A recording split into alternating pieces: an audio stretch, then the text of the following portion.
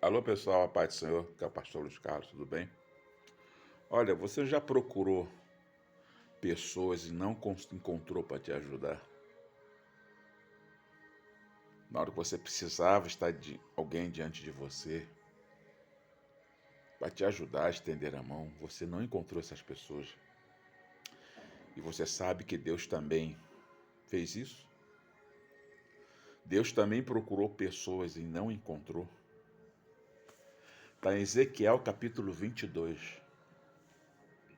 No versículo 30, no capítulo 22, a Bíblia diz que Deus falou para Ezequiel: eu procurei entre eles alguém que tapasse buraco, que entrasse na brecha diante de mim. Algum homem, alguém. Mas ninguém a encontrei, para que eu não destruísse essa terra. É triste, porque Deus procurou. As transgressões da nação estavam tão sérias, tão grave, que Deus não queria trazer juízo. Deus teria alguém, pelo menos um, que se colocasse diante dele, intercedesse pelo povo. Mas nunca encontrou. Deus não encontrou entre os jovens.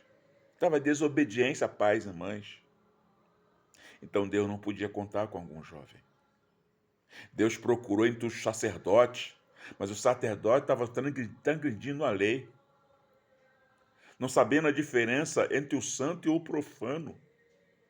Então Deus não podia contar com os sacerdotes.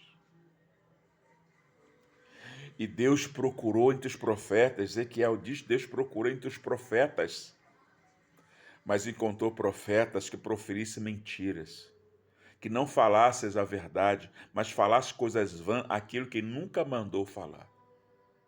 Isso entristeceu o coração de Deus, porque Deus não encontrou ninguém. O Brasil não está precisando de julgadores. O Brasil está precisando de intercessores.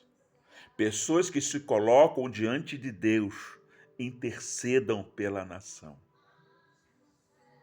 Pessoas que se colocam diante de Deus, intercedam junto à nação diante dele. Será que Deus encontrou você? Ou você está se ocupado com seu eu, com a sua própria vontade e não está preocupado em interceder por um país que precisa da intervenção de Deus? É triste porque em Ezequiel Deus não encontrou ninguém para interceder por Israel. Não encontrou entre os profetas, não encontrou entre os sacerdotes, não encontrou entre os jovens. Eu não encontrei ninguém, Ezequiel. E hoje? Será que Deus encontre alguém que se coloque diante dele para interceder pela nação? Porque vimos muitas coisas profanas diante dele. Nós vimos jovens dentro da igreja dançando hip hop, em vez de ensinarem a buscar Deus em oração.